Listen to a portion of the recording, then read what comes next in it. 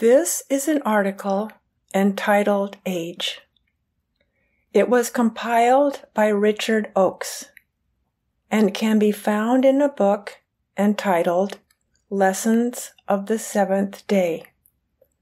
It is attributed to Mary Baker Eddy. The added wisdom of age and experience is strength, not weakness. And we should understand this, expect it, and know that it is so. Then it would appear. I ask for you to keep a time for meditation every day. Ponder in thought your infinite, harmonious, Christ-expressing selfhood, and claim it as you. Drink in its unspeakable safety. All the truth and beauty of God's creation is yours and you. Enjoy it in sincere prayer and thanksgiving. Preserve your human sense of yourself rightly by dwelling in definite treatment every day within the sanctity and integrity of your real selfhood. In that hour of prayer, discard all your false sense of selfhood, all that is involved in the beliefs of birth, heredity, association, time, decay, death. By the grace and authority of God, close your thoughts firmly against the interference of mortal beliefs. Hold yourself open to the plans of God and closed to the plots of Satan. Rise into the spiritual forces of your own destiny. Each day will begin and unfold under the authority of divine mind, and will be well ordered, rightly balanced, filled with spiritual good.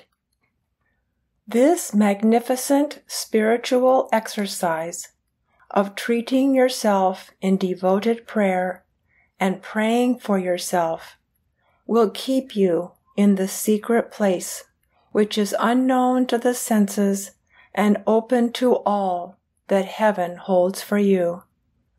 In proportion as the law of truth is understood and accepted, it obtains in the personality as well as character.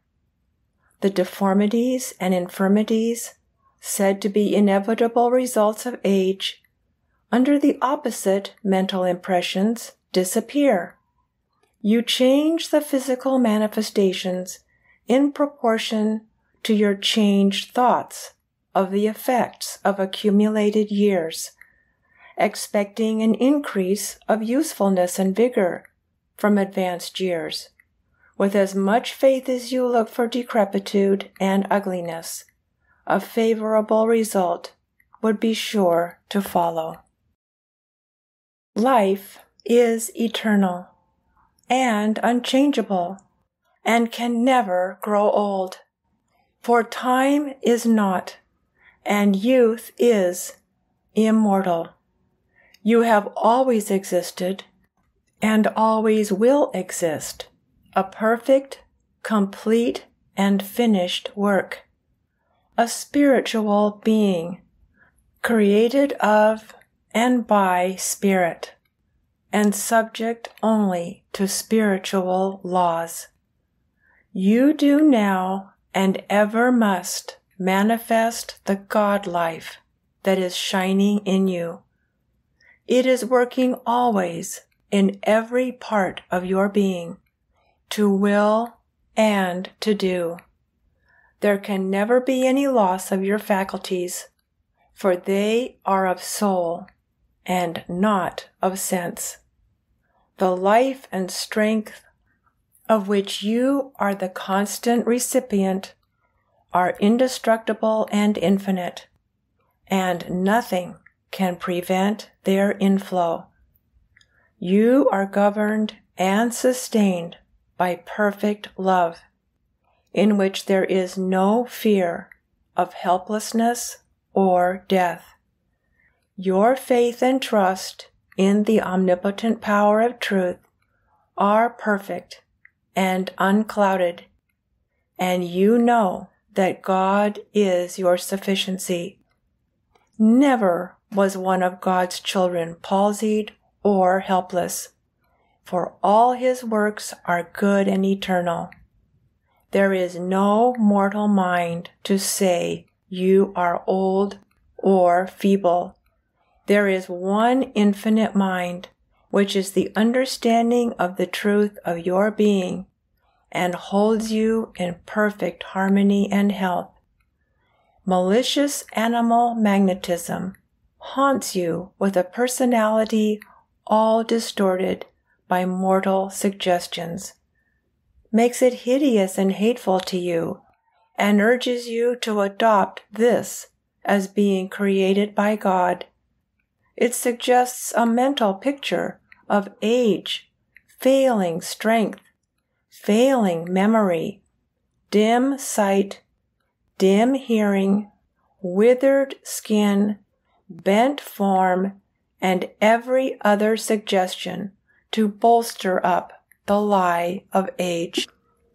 Mind is God, and seeing or vision must be and is an idea of God, never in nor of matter, and never impaired nor lost.